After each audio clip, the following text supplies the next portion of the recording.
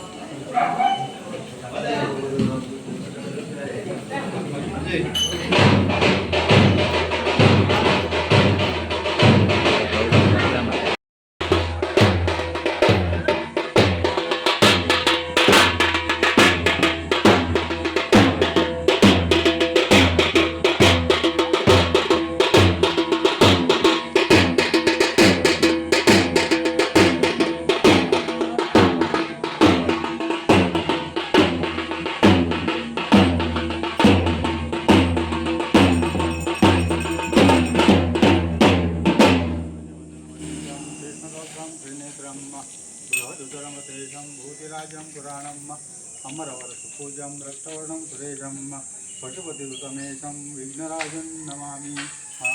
भगवान हनुमान की जय।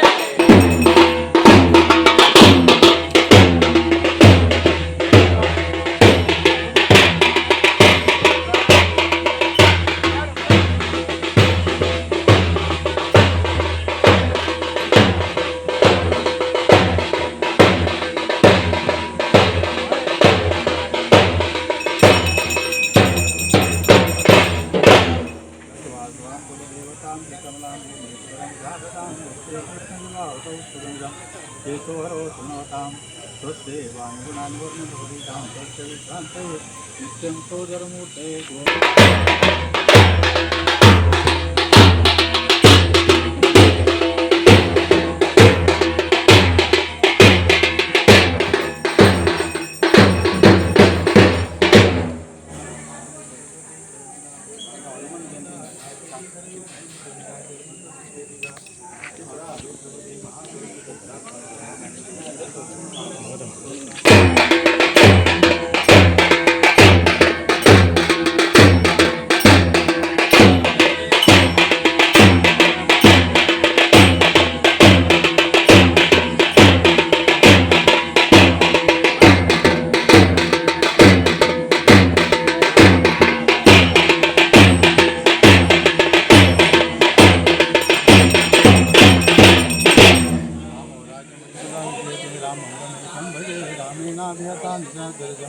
रामाय तस्मै नमः।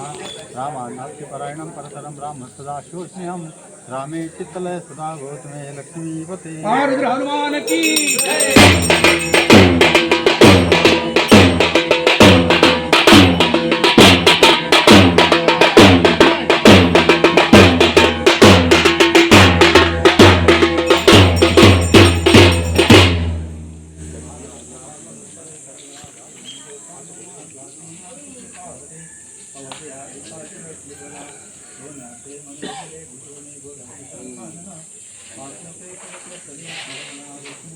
पवन पुत्र हनुमान की जय।